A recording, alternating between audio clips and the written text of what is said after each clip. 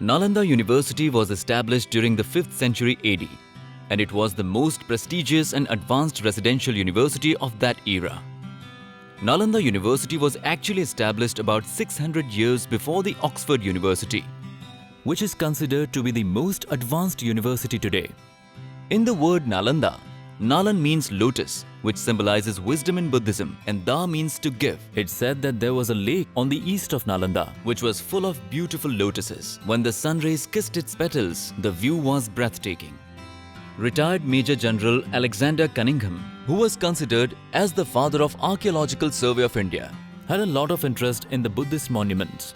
In 1861, when the Archaeological Survey of India was established, he was named the director of the institute. During his survey in the capital of Bihar, Patna, he went to Budgaon, approximately 100 kilometers away from Patna, and there he saw a large hill on which it was written Nalanda Mahavira Arya Vikshu Sanghasya. He understood that this was mentioned in 646 AD in a book written by Chinese traveler Yuan Sang as Nalanda University.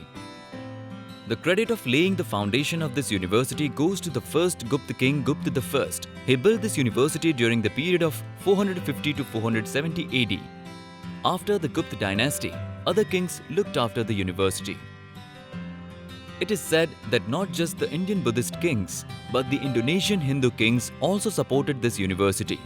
In the 6th century AD, during the reign of the king of Kannauj, Harsh, Nalanda was in its most prosperous phase. The rulers of Pala dynasty, who helped Vikramshila, Odantpuri and Somapur Mahavihar universities, supported Nalanda as well.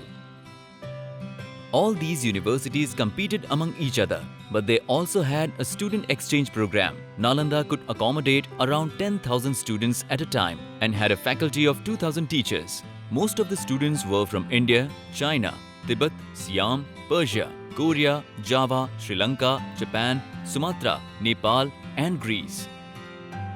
Since the university was aided by the king, the education was free of cost. The revenue collected from the neighboring villages was also used to run the university. The campus had a total of 11 hostels, which had 3,000 residential rooms. There was a central assembly hall and the water canal went through the campus. This university had parks, pavements, rest halls, central kitchen, stone beds in students' rooms, lockers as well as bookshelves. Getting a seat in this prestigious institute was not easy. It is said that until the students impressed and satisfied the gatekeepers of Nalanda with their intelligence, they could not go inside. The first principal of Nalanda was Nagarjuna. According to Buddhists, Nagarjuna was the most renowned scholar after Buddha himself. Many students of Nalanda also became famous later. Vasubandhu, a famous Indian monk, who was the one who established the Yogacara school. Yuan Sang, the famous world traveler, and Aryabhat, the famous mathematician, were all prestigious alumni of Nalanda. The library of Nalanda, also known as Dharmaganj, that is the mountain of the truth or treasury of truth, was the most advanced library in the world. Along with Buddhist scriptures, the library housed Hindu scriptures as well. Not just this, many original texts relating to astronomy, mathematics, logic and philosophy were kept here. The golden history of Nalanda University is well documented in the books of ancient Chinese travelers. They contributed a lot in spreading Buddhism in China. There was a time when Nalanda had about 3,000 Chinese students. The first Chinese traveler, Fa Yan, arrived in Nalanda in the 5th century, and he was followed by Yuan Sang. Not only did he study there for 7 years, he also taught there for 3 years. Yet another Chinese traveler, Buddhist pilgrim I Ching, also arrived at Nalanda in 673 AD. He wrote a lot of things about Nalanda in his book. For approximately 6 centuries, Nalanda spread wisdom and knowledge throughout the world. Nalanda started declining in 11th century AD, when Tantric Buddhism started gaining popularity. Nepal, Tibet, Bihar and Bengal saw a sudden rise in Tantric Buddhism. The kings that came after the Pala dynasty favored Hinduism more than Buddhism. Hence, they stopped giving aid to Nalanda University. The final nail in the coffin was hammered by invaders in 1193 AD. Qutbuddin Aibak's general Bakhtiyar Khilji tried to establish a strong foothold in the eastern parts of India. Fulfilling his quest, when he reached Nalanda, he destroyed it to dust. It is said that most of the students living in Nalanda at that time were either beheaded or set on fire. All the original manuscripts kept in the library were burnt. The monks escaped with some manuscripts and headed to Nepal, Tibet and South India. 700-year-old golden history was destroyed in no time.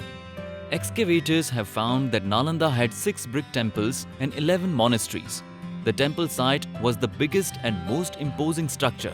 They found statues of Buddha and many bodhisattvas like Avalokiteshvara, Manjusri, Tara, Prajan Paramit, Marichi and others from this place.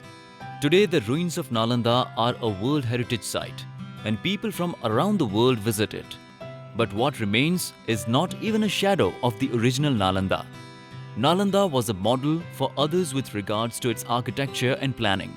This was the time when India was known as the Golden Bird, which meant that India could enlighten the world by its knowledge.